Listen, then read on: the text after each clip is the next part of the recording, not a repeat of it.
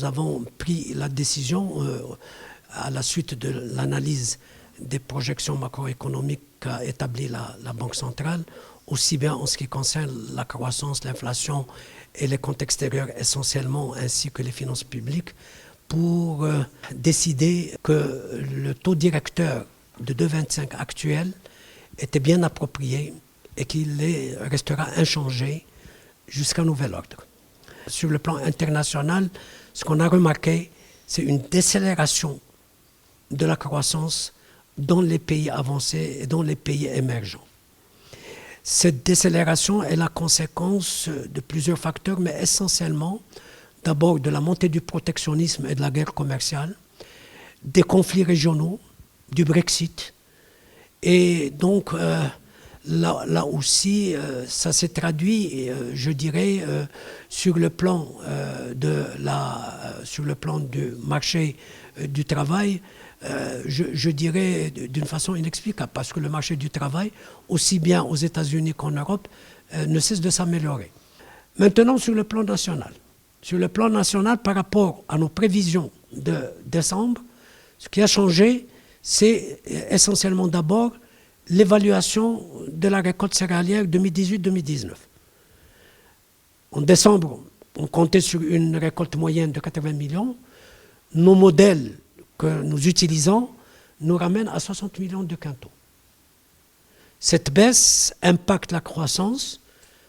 En décembre, on était à 3,1 pour 2019, nous baissons à 2,7. Le non agricole s'améliore de 2,9 à 3,4 entre 2018 et 2019.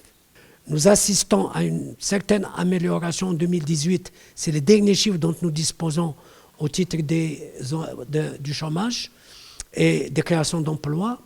Il y a eu une création d'emplois beaucoup plus forte que ce qui a été en 2018.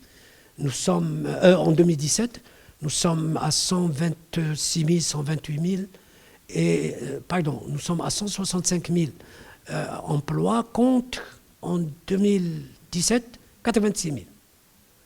Et l'essentiel est fait dans les services. Mais le taux d'activité a aussi baissé. Et malheureusement, le taux de chômage chez les jeunes citadins a encore augmenté à 43,2. Sur le plan de nos comptes extérieurs, vu l'augmentation des prix, notamment du pétrole en 2018 sur les marchés internationaux, à 71 en moyenne de dollars, plus de 71.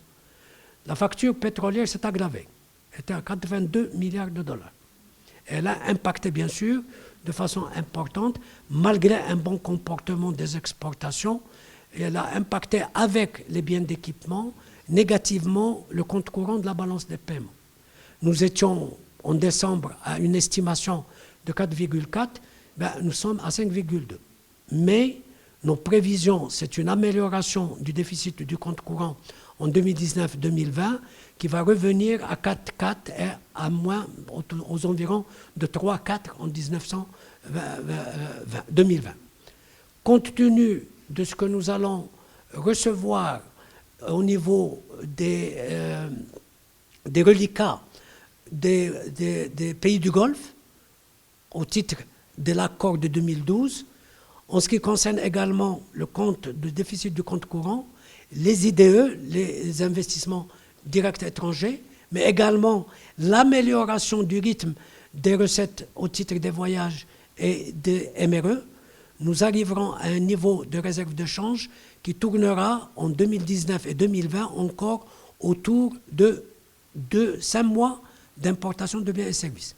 Mais cela tient compte d'une sortie à l'extérieur du Trésor de 11 milliards de dirhams. Maintenant, sur les finances publiques, nous terminons l'année 2018 avec un déficit de 3,7. Nos projections, nous, en tant que Banque centrale, font qu'il va s'établir autour de 4 en 2019, avant de revenir vers 3,4 en 2020. Ce sont l'ensemble de ces éléments, à la fois extérieurs et intérieurs, qui ont fait que le Conseil a décidé que le 2,25 reste bien approprié et en ligne avec cette analyse des fondamentaux, aussi bien sur le plan extérieur qu'intérieur.